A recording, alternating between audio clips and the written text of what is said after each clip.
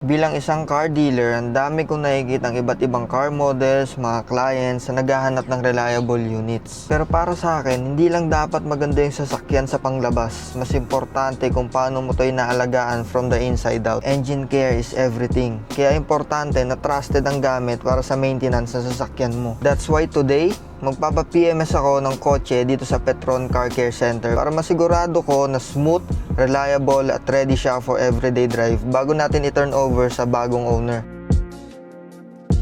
Good afternoon po. Good afternoon, sir. And syempre, isa sa pinaka-importanting part ng maintenance is choosing the right engine oil. Kaya dito ako nagtitiwala sa Petron Revex SUV engine oil.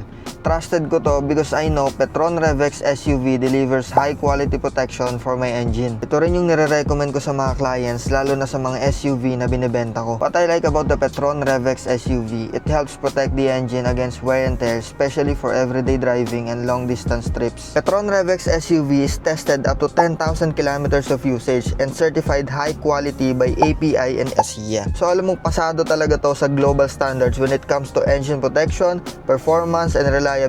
Kaya mo pa city drive, work trips, or long ride, mas kampante ako knowing my car is well taken care of. Kasi hindi lang basta biyahe ang importante, kundi yung peace of mind na every drive is safe, smooth, and reliable.